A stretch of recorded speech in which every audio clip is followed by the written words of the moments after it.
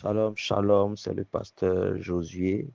Je suis béni pour l'opportunité que Dieu m'accorde de nous exhorter sur le thème une libérée, une destinée protégée, tiré de Psaume 91, verset 11.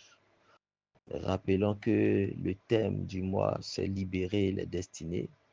Celui de la semaine, c'est une destinée restaurée.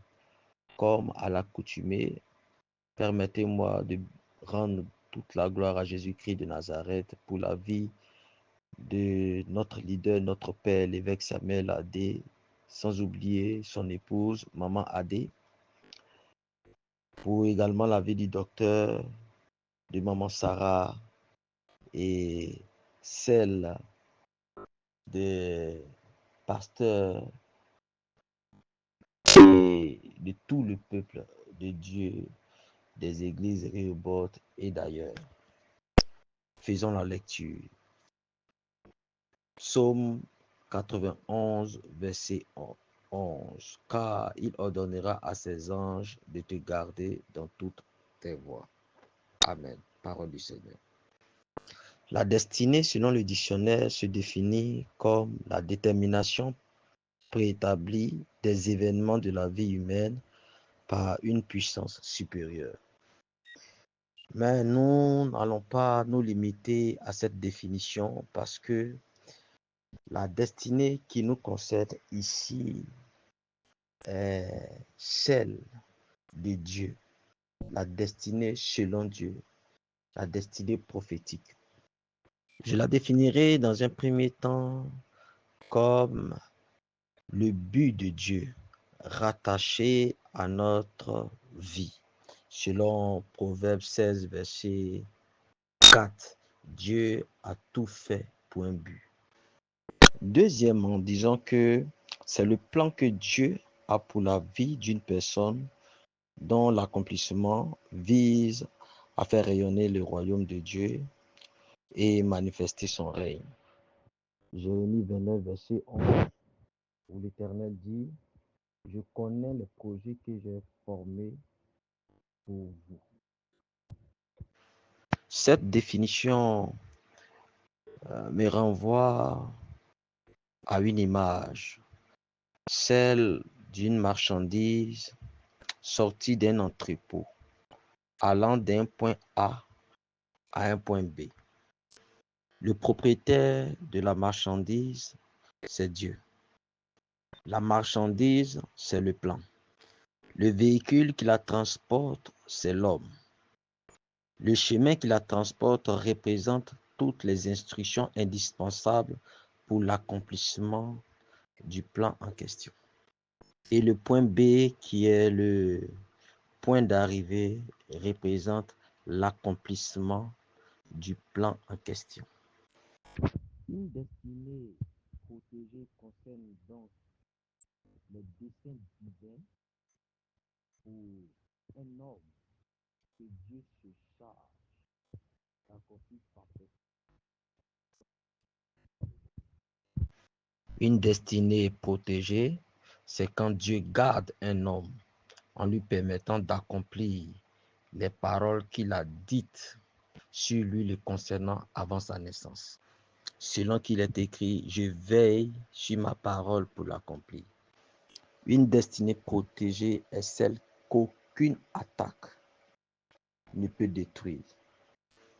Par ailleurs, bien-aimé, j'aimerais dire ceci, bien que notre Dieu soit tout-puissant et capable de sécuriser la parole qu'il a dite nous concernant avant que nous ne venions au monde.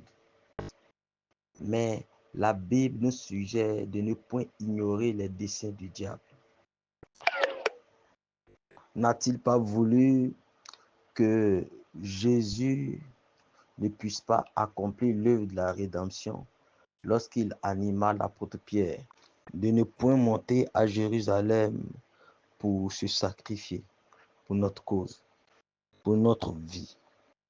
C'est pourquoi, tout comme le Seigneur Jésus, si nous voulons accomplir les desseins de Dieu nous concernant, si nous voulons demeurer sous la haute protection du Seigneur, je vais donc à cet effet nous proposer quelques clés.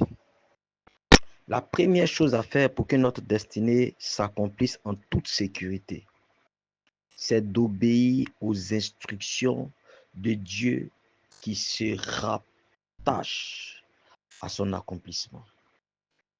Église de Dieu, comprenons une chose, toute destinée, toute parole, toute prophétie est soumise à une instruction qui garantit parfaitement son accomplissement.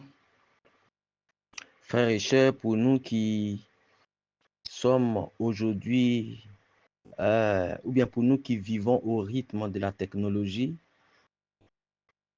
et que nous déplaçons par le GPS, généralement, lorsqu'on ne connaît pas un endroit et qu'on veut s'y rendre, il va falloir inévitablement obéir strictement aux instructions que vont nous dicter le GPS. Et s'il y a donc le GPS seulement qui puisse nous montrer l'itinéraire de notre point d'arrivée et que nous ne nous soumettons pas à ces instructions, c'est fort possible que nous nous perdions.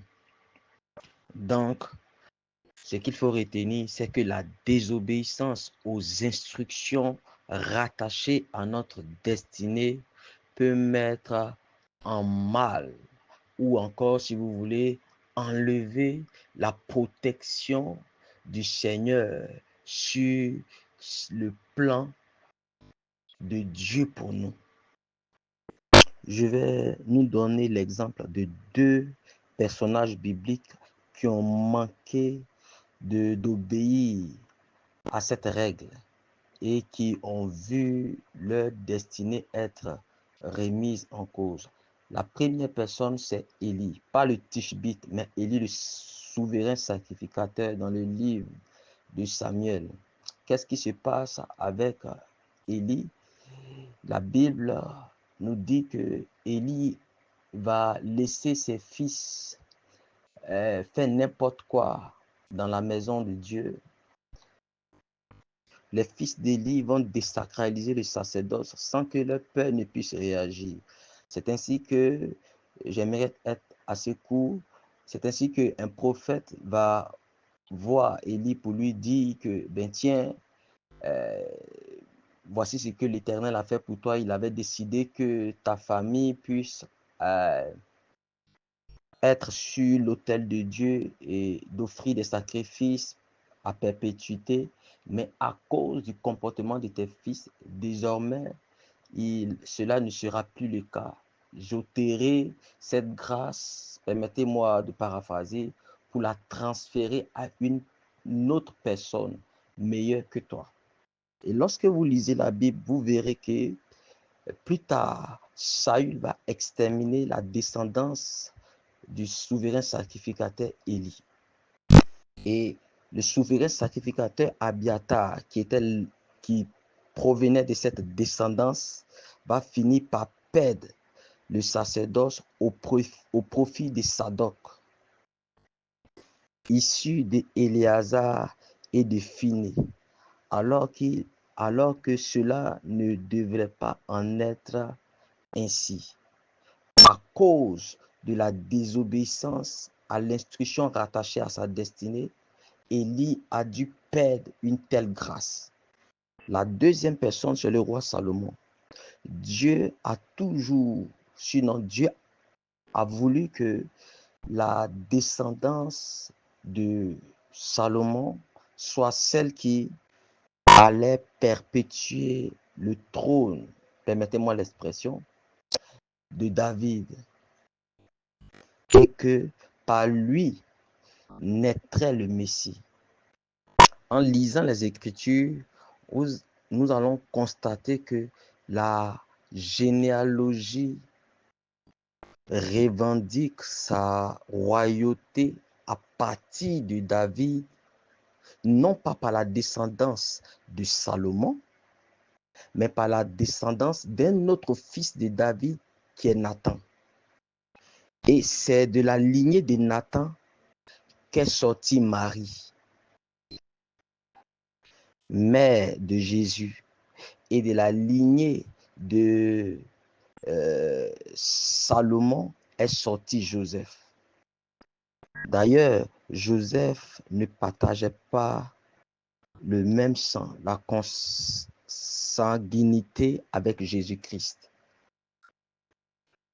Alors que David avait dit à son fils que s'il obéissait à l'Éternel et qu'il marchait entièrement dans toutes ses voies, sa descendance occuperait pour toujours son trône, le trône de David. En d'autres termes, c'est par sa descendance que viendrait le Shiloh, ce qui n'a plus été possible. Voyez-vous, le dernier roi de Juda était Joachim, qui était issu de cette même lignée de Salomon. Et Dieu maudit ce roi-là en lui disant par le prophète Ésaïe que inscrivez cet homme comme n'ayant pas de fils, parce que aucun de ses fils ne montera sur le trône de David. Donc, de Salomon ne pouvait en aucun cas venir le Shiloh, Jésus-Christ de Nazareth. Peuple de Dieu, j'aimerais m'arrêter à ce niveau et appeler chacun d'entre nous à marcher dans l'obéissance des instructions qui sont rattachées ou liées à notre destinée, qui est le seul gage pour que celle-ci soit protégée. Que Dieu nous bénisse et que Dieu nous garde au nom puissant de Jésus-Christ de Nazareth. Amen.